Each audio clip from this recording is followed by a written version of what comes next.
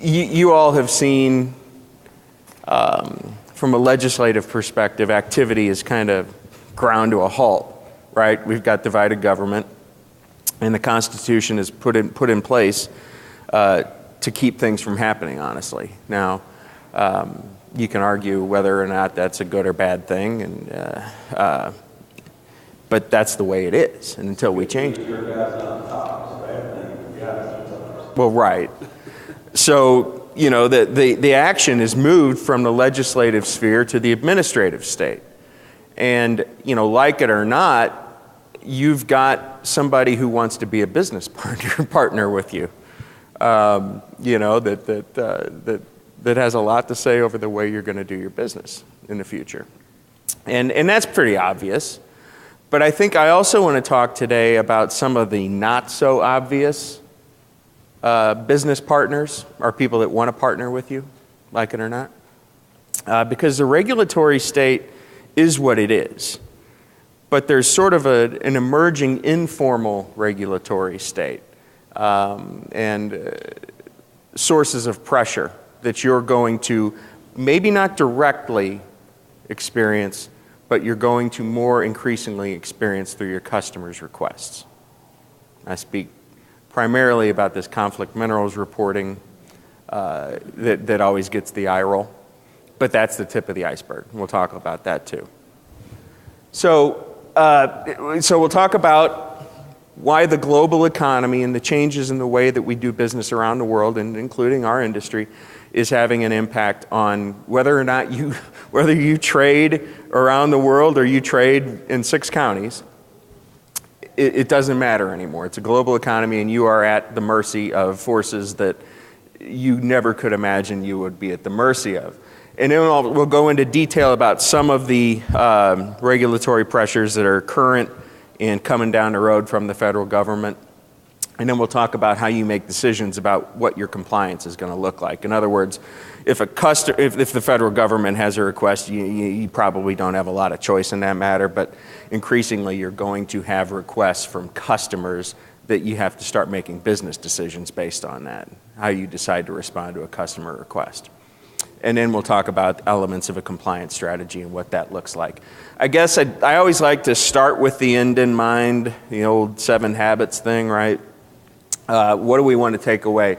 This is global. I know we feel like we're the most regulated people on the planet, but it's exploding everywhere. The administrative state is not unique to the United States, but it's a global phenomenon.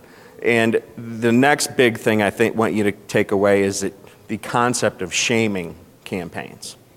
That's really what is driving a lot of your customers' behavior right now. And we'll talk more about that. But it's sort of an informal regulator, right? But the power behind it is extraordinary. And they can't put you in jail, but they can put you out of business. And then the whole concept of how you do business is changing. You know, this whole idea of corporate sustainability planning, corporate social responsibility. 10 years ago, we could kind of afford to roll our eyes at it and say, well, this is a fad. But it's really kind of taken root. And the biggest, most successful corporations in the world buy into this, and they're living this now. A lot of them in our industry. And so I don't think you can afford to ignore it. Whether or not you have to adopt that culture is, you know, that's a decision you have to make, but you can't afford to ignore it based on trying to get business from people that are living this way. And then think about it differently. It's the whole jujitsu thing. So maybe this doesn't have to suck, right? Maybe you can get some business out of all this. Maybe you can make it a competitive advantage if you respond appropriately. Does that make sense? All right, so let's go into all these things in detail. Think about the global economy and think about if you're trading, if you're General Electric and you operate in every country on the planet, what do you want? You want predictability and consistency. You want harmony, right? I want to make one product that I can sell the same way with the same specs in as many different markets as possible. That's how I make money. That's how a manufacturer makes money. They want their plants, whether they're in Mexico whether they're in Thailand or whether they're in outer Mongolia. They want the plant to look the same, they want the same work rules, they want the same requirements. They may not want to pay everybody the same, but they want consistency, and they want to make the same stuff, or they want to minimize the difference, right? Because they make money based on long runs of the same stuff and then get it out the door and get it into your warehouse, or direct, as the case may be. But they want standards to be harmonized, whether you're talking about product standards, environmental standards, disposal standards, but also international trade standards. They want to be able to minimize the variation.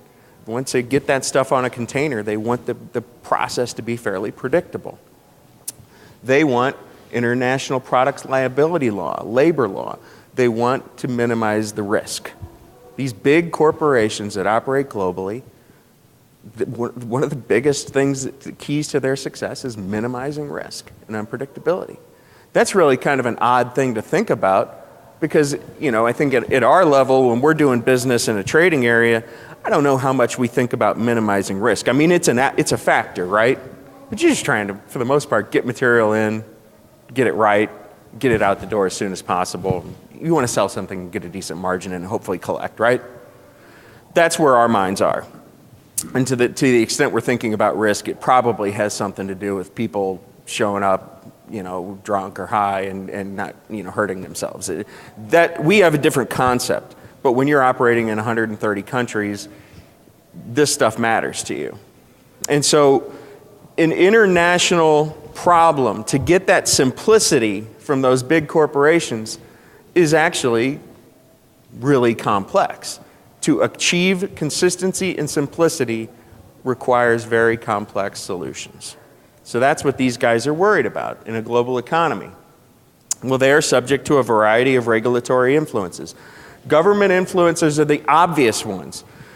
Governments have a monopoly on the legitimate use of force. If you don't do what they say, they can put you in jail. You know, obviously they're going to go, first route is going to sue you, or to fine you. But that's what really the government has at their disposal. Is they got the guns. So that's, you know, that's their hammer.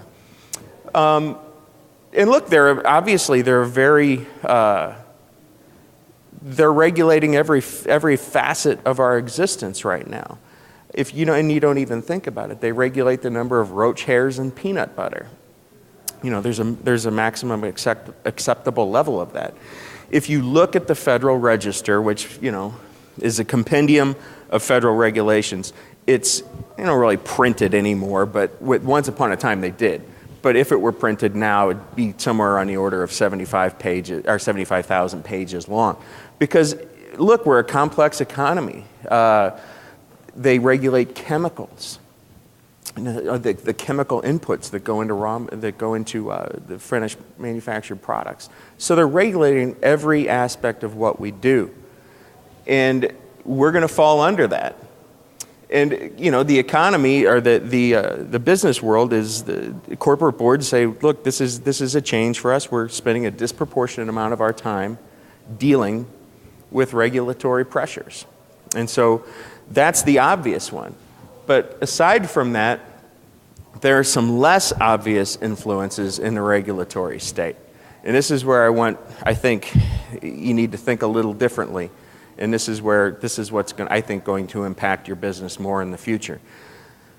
Think about non-US governmental organizations. So think about the United Nations as the one that springs to mind. And the UN, they don't have a whole lot to say about a lot of what we do. But there's another intergovernmental organization that you need to think about, which is the OECD, which is the Organization for Economic Cooperation and Development. This is where the regulators from all these developed countries, you know, so the regulators from the UK, Mexico, Canada, France, Germany, and the US get together and share best practices. It's almost like they're NAED for regulators. So they get together and they say, oh, you know, we had this great idea to regulate conflict minerals in the United States, and this is what we did. So then the European Union looks at that and says, Yeah, that's pretty good. That's a pretty good framework. We can start there, but then we can do it and modify it on our own. So these guys, you know, there's always this sort of strain in the United States, this strain of conspiracy theory about a one world government. And people always look at the United Nations and, you know, the United Nations is trying to take over the world. If there's anybody who's close to being a one world government, it's this OECD, because it's where they're comparing. And I say that jokingly, but the reality is these guys are having an incredible influence on policy around the world. And so they're the influencers that global corporations are going to and trying to talk these guys into consistency across different economies. And it's somebody you never heard of. Had you ever heard of the OECD? Incredibly influential, sort of amorphous group of regulators. They're the ones, for the conflict minerals specifically regulations, they're the ones who are designing the audit processes for the OECD. Or for the US, for the SEC, I should say. Look, these guys, they can penalize member countries. They can put in sanctions. You know, sometimes they're enforceable, sometimes they're not. So their ability to put you in jail is zero, but their influence is outsized, right? So they don't have the guns necessarily, but the influence is really there. Then you get into the concept of non-governmental organizations, also referred to as NGOs. You heard that phrase, NGOs? Yeah. So you know an NGO. The obvious NGO is Amnesty International. Everybody knows Amnesty International. These guys may be funded by governments, or in a lot of cases they get grants from governments. They get grants from the Ford Foundation, the Bill and Melinda Gates Foundation. These guys have to raise money all the time to pay their bills. Now, some of them are really good at it. The World Wildlife Fund, I don't know if if you're in Washington, I'm in Washington a lot, and I drive by the World Wildlife Fund's building. It's right downtown DC. It's magnificent. And you know, I don't think there's any polar bears that have been saved because they have this palatial office space, but they've got so much money, you know, they can do that. They're really good at what they do. Oh yeah. They're saving the whales, right?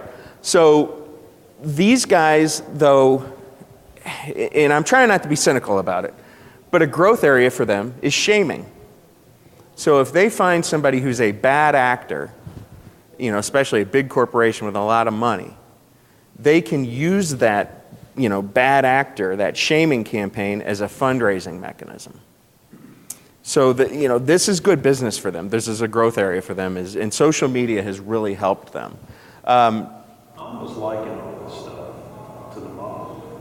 You pay them off a little bit and you'll know. Protection rackets. Protection rackets. I mean, that's basically what they and a lot of these other groups pop up, not even dealing with regulatory stuff. You look at who supports these guys, and it's all these companies. That way they don't have to vote. Absolutely. You're completely right about that. Yeah, and none of them, it's almost like, I always think about football. You know, I was an offensive lineman. So if you're an offensive lineman, obviously I was never on television or anything, you know, in high school, but if you're an offensive lineman, you watch the NFL, the only time the offensive lineman name gets mentioned is when they either let a jump off sides, hold, or somebody blows by him and kills the quarterback, right? So you just don't want to be noticed. You want to do your job and get out of the, you know, get off the field.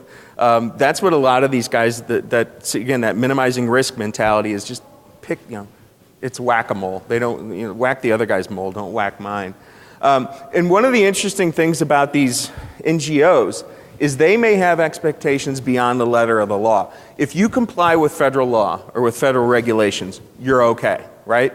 If you comply with some of the expectations of these non-governmental organizations, well, that still may not be enough for them. This is from one of the groups watching the Conflict-Free Sourcing Initiative, which is the group of industry, the industry group that's responding to conflict minerals reporting requirements. So how can we do best practices to fill out these forms, right? CFSI. So this woman from Global Witness named Sophia Pickles said, well, you know, CFSI has successfully lured some metal processors into the gaze of public scrutiny. Listen to that language, right? But their scheme risks being seen as a greenwashing, tick-the-box exercise.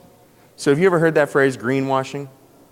It's like whitewashing, but you're putting on this veneer of being a socially responsible, ecologically friendly corporation, but you don't really mean it. You got to mean it with these guys. So she was referring to the CFSI's lengthy audit procedures, that while lengthy, fell short of global standards set by OECD because they do not require smelters to public report about it. So again, they didn't go far enough. Even though they complied, they're showing real effort to accomplish what the law requires them. It's not good enough. So they may still get shamed. And that's the danger with these informal regulators.